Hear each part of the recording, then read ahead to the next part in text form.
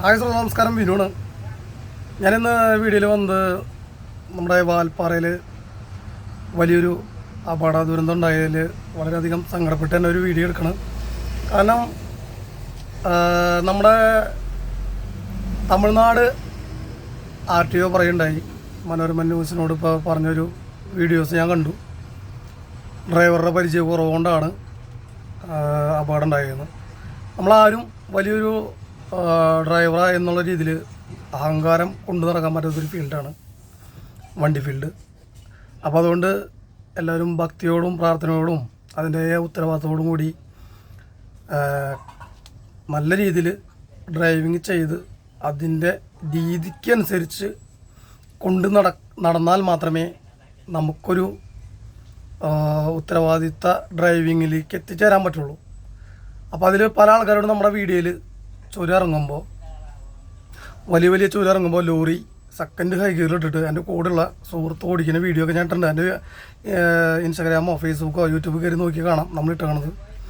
ആ വീഡിയോയിൽ പറയുമ്പോൾ പല കമൻറ്റുകളും വരുന്നത് ഇപ്പോഴത്തെ പുതിയ കുറേ ആകെ ഒരു മാസം അല്ലെങ്കിൽ ഒരു കൊല്ലമൊക്കെ ഓടിയ 2 കൊല്ലമൊക്കെ ഓടിയ ഡ്രൈവർമാർ നമ്മളോട് കമൻ്റ് ഇടുന്നത് വളരെ മോശം രീതിയിലാണ്.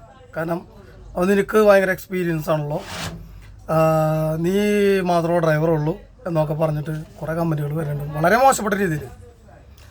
നമ്മളിത് പറയുന്നത് നമ്മുടെ കൂടെയുള്ള നമ്മുടെ സുഹൃത്തുക്കളായുള്ള ഡ്രൈവർമാർ, ഇപ്പോൾ ബസ്സൊക്കെ ആണെങ്കിൽ അതിലുള്ള യാത്ര ചെയ്യണ എല്ലാ യാത്രക്കാർക്കും സേഫായിട്ട് ഒരു നല്ല യാത്ര ചെയ്യാൻ വേണ്ടി ആ ഡ്രൈവർ നല്ല രീതിയിൽ ഡ്രൈവിങ് ചെയ്യാനും അതിൻ്റെ ഉത്തരവാദിത്ത രീതിയിൽ കാര്യങ്ങൾ പഠിക്കാനും വേണ്ടിയാണ്, ശ്രദ്ധിക്കാൻ വേണ്ടിയാണ് നമ്മൾ വീഡിയോ ചെയ്തത്. നമ്മളൊക്കെ ക്ലീനർമാരായിട്ട് പോയി പഠിച്ച് വന്നിട്ടുള്ള ഡ്രൈവർമാരാണ്.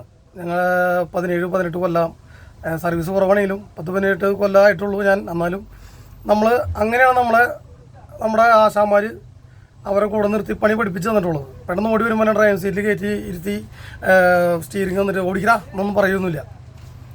അപ്പോൾ അതിൻ്റേതായ ഉത്തരവാദിത്തം നമുക്ക് ശരിക്കും അവർ പകർന്ന് തന്നിട്ടാണ് അവർ നമ്മളെ വേറെ വണ്ടിയിലേക്ക് മാറ്റി വിടുക.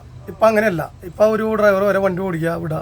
നമ്മളിവിടെ ആരും കുറ്റം പറയുന്നതല്ല, നമ്മൾ പൊതുവെ കണ്ടുവരുന്നത് അതിനാണ്. അപ്പോൾ അതിൻ്റേതായ കുറച്ച് കാര്യങ്ങൾ നമ്മൾ പറഞ്ഞു തരുമ്പോൾ ആ പറഞ്ഞു തരുന്ന ആൾ കുറ്റക്കാരനാവണം. അല്ലെങ്കിൽ ആ ആളെ നമ്മൾ കൂടെയുള്ള മറ്റുള്ള ഡ്രൈവർമാർ ആക്ഷേപിക്കണം. എന്നിട്ട് അവർ പോയിട്ട് വലിയ അപകടത്തിലും ചാടും. ഇപ്പോൾ നമ്മളായാലും അപകടം നമ്മൾ ഒഴിഞ്ഞു പോയാലും ഒരാൾ വഴി തങ്ങിലാന്ന് പഴയ കാരണന്മാർ പറഞ്ഞിട്ടുണ്ട്. അതങ്ങനെ വരുള്ളൂ.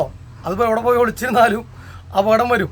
പക്ഷെ നമ്മൾ ചെയ്യണ ജോലി, തൊഴിൽ, ഡ്രൈവിങ് ഒരു നേരം പോക്കായിട്ട് കണ്ടോ അല്ലെങ്കിൽ അതുമ്പോൾ തമാശ കളിക്കുകയോ ചെയ്ത് ഒരു കാലാവസ്ഥയിൽ കൊണ്ടു നടക്കരുത്. ഇപ്പോൾ മനോരമ ന്യൂസിനോട് കൊടുത്തിട്ടുള്ളത് MVD എന്ന് പറയുന്ന ആൾക്കാർ വണ്ടിയുടെ A to Z വരെ കാര്യങ്ങൾ അറിയണ ആൾക്കാരാണ്. ഏത് വണ്ടിക്ക് എന്തെല്ലാം കാര്യങ്ങളുണ്ട്, എല്ലാ വണ്ടിയുടെ മെക്കാനിക്ക് ഭാഗങ്ങൾ അറിയണ ആൾക്കാരാണ് ഈ MVD. അപ്പോൾ അതുകൊണ്ട് ഇപ്പോൾ ആ പറഞ്ഞ പ്രായപരിധിയെക്കുറിച്ച് പറഞ്ഞ കംപ്ലൈൻറ്റ് ഇനി വരാതെ മറ്റുള്ള ആൾക്കാർ നമ്മളാൽ ഒരു ബുദ്ധിമുട്ട് വരാതെ ശ്രമിക്കുക.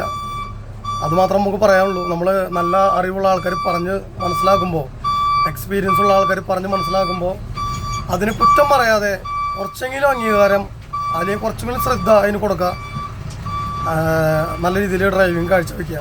ഓക്കെ, അതുമാത്രം നമുക്ക് പറയാനുള്ളൂ. ഇനിയൊരു അപകടം വരാതിരിക്കട്ടെ.